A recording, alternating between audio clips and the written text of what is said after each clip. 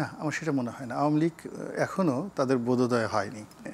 যারা গ্ল্যামারের মধ্যে থাকে, অর্থবিত্ত টাকা পয়সা ভোগ বিলাসের মধ্যে থাকে, এরা খুবই স্বার্থপর হয়, ভীষণ রকম স্বার্থপর হয়। এদেরকে আপনি দুনিয়ার 10,000 কোটি টাকা দিয়েও আপনি কখনো বন্দুকের সামনে দাঁড়া করাতে পারবেন না। এরা দুনিয়ায় মনে করে এটা জান্নাত, এখানে সব কিছু আছে। টাকা বরং তাকে যদি টাকা দিত সে পালাতো, সবার আগে সে পালাতো, টাকাও নিত, পালাতো। আমরা আবার আলোচনাতে ফিরতে চাই, শুরু করতে চাই গোলাম মোল্লা রনিকে দিয়ে। যে আলোচনাটা আপনার কাছে রেখে গিয়েছিলাম যে লাশের রাজনীতি এই দেশে খুবই বড়, যে কোথাও যদি একটা মৃত্যু নিশ্চিত করা যায় তাহলে সেই রাজনীতি যেদিকে ইচ্ছে সেদিকে নিয়ে চলে যাওয়া যায়, আর সেখানে যদি কোনো ছাত্রদের মৃত্যু হয় সেটা আরও ভয়ঙ্কর জায়গায় নিয়ে চলে যাওয়া যায়। এবং এই মৃত্যুকে কেন্দ্র করে যেটা তৈরি করা হলো, যে বলা হয়ে থাকে আওয়ামী ঘরানার লোকজন বা একটা শ্রেণী বলে যে এটি আসলে এমন করে প্ল্যান করা হয়েছে যেহেতু বাংলাদেশের মানুষ খুবই আবেগপ্রবণ এবং তাদের সন্তানরা তাদের কাছে অনেক বড় কিছু, সবার কাছে। আমার সন্তান যদি রাস্তায় না মারা যায় তারপরও আমি সেটাতে আবেগ আপ্লুত হই। ফলে ওই ঘটনাটাকে নেওয়া হয়েছে মানুষকে জাগিয়ে তোলার জন্য, ক্ষুব্ধ করানোর জন্য। আপনার কি সেটা মনে হয় কিনা? না, আমার সেটা মনে হয় না। আওয়ামী লীগ এখনও তাদের বোধোদয় হয়নি। এত অধঃপতনের পর এবং এত দুর্বিপাক, ন্যাচারাল ডিজাস্টার বলেন আর মানব সৃষ্ট ডিজাস্টার বলেন, মূলত আওয়ামী লীগের যে পতনটা তো ঘটেছে আল্লাহর গজবে, এতে কোনো সন্দেহ নেই। আর এই গজবের সঙ্গে মানুষের সৃষ্ট গজব তো আছে, কিন্তু সেটা খুব অল্প পরিমাণ। এই সময়ের পরে মানুষ এরকম বিপদে পড়লে সাধারণত মানুষের মধ্যে একটা আর্ত উপলব্ধি হয়। তো দুর্ভাগ্যজনক হলো যে আওয়ামী লীগের মধ্যে সেই আর্ত উপলব্ধির যে জায়গাটা আমি দেখতে পাচ্ছি না, যেটা আমাদের রাজনীতির জন্য আগামী দিনে খুবই একটা অশনি সংকেত। পরিবর্তন হচ্ছে না। আপনি গিয়ে দেখুন বিএনপি এখন আপনি তাকে বলতে পারছেন না যে দেয়ার ওয়াজ এ খাম্বা, দেওয়ার এ হাওয়া ভবন, that was a bad term. তারা বলতেছে না, ওই বিষয়টা তারা স্বীকার করছে না। আপনি যদি জামাতের কথা চিন্তা করেন, তারা বলবে যে না, 71-এ আমরা যেটা করেছিলাম সেটা ঠিকই করেছিলাম, ঘুরিয়ে পেঁচে কথাবার্তা বলে। আবার আমরা বাচ্চা ছিলাম। আবার এখন দেখেন এত বড় একটা দুর্ঘটনা। আপনি ধরুন আওয়ামী লীগ যে কথাগুলো বলতে চায় যে ম্যাটিকুলাস ডিজাইন অনুযায়ী বিভিন্ন জায়গাতে ব্রাশ ফায়ার করে, স্নাইপার রাইফেল দিয়ে ছেলে মেয়েদেরকে মেরে, বালকদেরকে মেরে তারা একটা পাবলিক সেন্টিমেন্ট তৈরি করেছে, ভালো কথা। কিন্তু যেগুলো সাবেক স্বরাষ্ট্রমন্ত্রীর কথা মতো যে ঘটনাগুলো ঘটেছে, যেভাবে লাশ পুড়িয়ে ফেলা হয়েছে, যেটার ভিডিও ফুটেজ রয়েছে, এটা তো জামাতের লোক করেনি, এটা তো বিএনপির লোক করেনি। সাভারে যে ঘটনাগুলো ঘটেছে, ঢাকাতে যে ঘটনাগুলো ঘটেছে, ট্যাঙ্ক ভরে ভরে, সেই গাড়ি ভরে ভরে, বস্তা ভরে ভরে লাশ পুড়িয়ে যে ঘটনা ঘটিয়েছে, তার জন্য কি আওয়ামী লীগ অনুশোচনা করবে না? এটা কি ধরনের কথা? তো যার জন্য আমি আমার ক্ষুদ্র অভিজ্ঞতা যেটা বলি যে লাশের রাজনীতি সব জায়গাতেই সেন্টিমেন্টাল এবং এটা রাজনীতিতে উত্তেজনা তৈরি করে।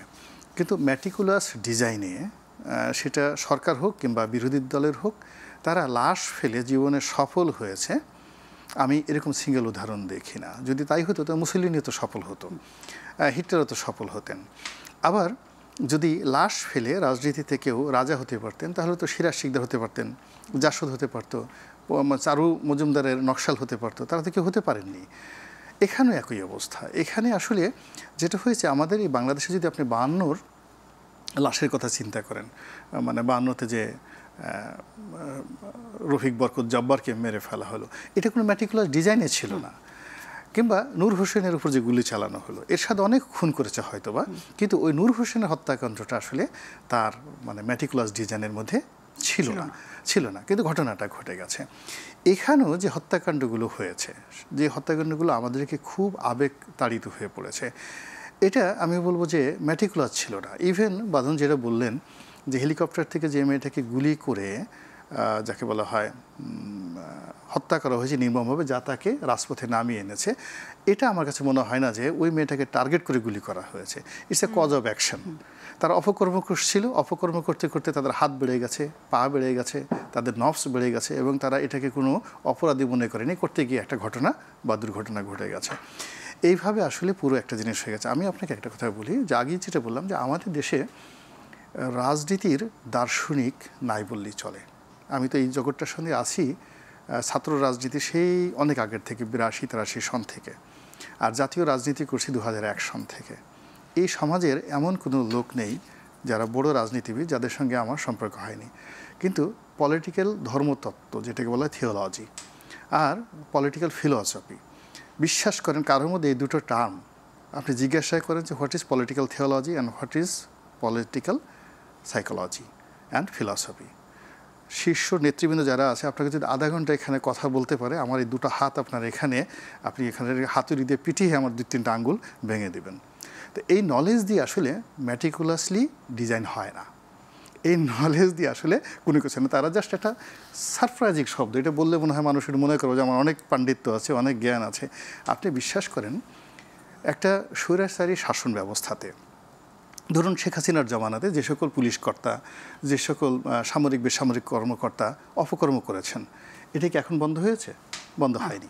আচ্ছা, তাহলে ওই যে পুলিশের আইজি রাজবন্দি, সমস্ত বড় বড় কর্মকর্তারা পালিয়ে বেড়াচ্ছে, এই 1 বছর আগে ঘটনার পরে এই লোকগুলো এই কাজ কেন করে? অবাক করার ব্যাপার হলো এই যে স্বৈরাচারের অধীনস্থ যারা লোকজন, তারা কেন বারবার একই ভুল করে, এটা নিয়ে 1943-তে একটা গবেষণা হয়েছে। এবং জার্মানির যখন হিটলার পাওয়ারে, তখন বোন হোয়েমার নামক একজন খুব বিখ্যাত দার্শনিক ছিলেন, তাকে অ্যারেস্ট করা হলো। অ্যারেস্ট করার পর তিনি জেলখানাতে গিয়ে দেখলেন যে কোনো কাজ নেই, করবো না, তার রাজনীতি একটু চিন্তা করি। তিনি বললেন যে এই জাতি, জার্মান জাতি, গত 1000 বছর ধরে সারা পৃথিবীর মধ্যে শ্রেষ্ঠতম জাতি।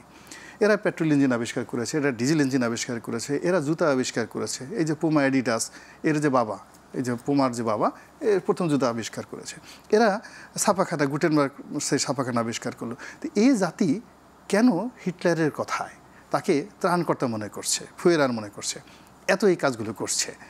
তো তিনি এটা নিয়ে একটা গবেষণা করলেন। আবার তার এই গবেষণার প্রেক্ষিতে ইয়েল বিশ্ববিদ্যালয় 1960, মানে 43-19 যেটা দার্শনিক তত্ত্ব বের করলেন, যেটা গণমূর্খতার থিওরি, অর্থাৎ জনগণ যখন খুব ব্যাপকভাবে বেকুব হয়ে যায়, তখন এই স্বৈরাচারী শাসকরা করে কি, যাকে বলে তারা এই জনগণকে বোকা মনে করে এবং জনগণের চিন্তার দরজা বন্ধ হয়ে যায়, সাহস শক্তি বন্ধ হয়ে যায়। বিপ্লব যেটা করেছে ও কিন্তু ওনার সেম বুদ্ধি ছিল, কিন্তু তার যে চিন্তার দরজাটা একটা দুর্ঘটনায় খুলে গেছে। কিন্তু এর আগের পর্যন্ত কিন্তু সে তার গ্ল্যামার নিয়ে চিন্তা করেছে, ব্যক্তিগত স্বার্থ নিয়ে চিন্তা করেছে। আপনি যে ওকে একটা প্রশ্ন করলেন এর আগে যে তাকে 10 কোটি টাকা দেওয়া হয়েছে কিনা, দেখেন এই ব্যাপারে একটা দার্শনিক আছে। দর্শনটা শোনার আগে তার কাছ থেকে শুনে আচ্ছা, আসি। না আমি জাস্ট তাকেই করে দিই, সে কী বলবে, এটা খুব ইম্পর্টেন্ট, সে যেন মিস না করে। এর কারণটা হলো যে যারা গ্ল্যামারের মধ্যে থাকে, অর্থবিত্ত, টাকা পয়সা, ভোগ বিলাসের মধ্যে থাকে, এরা খুবই স্বার্থপর হয়, ভীষণ রকম স্বার্থপর হয়।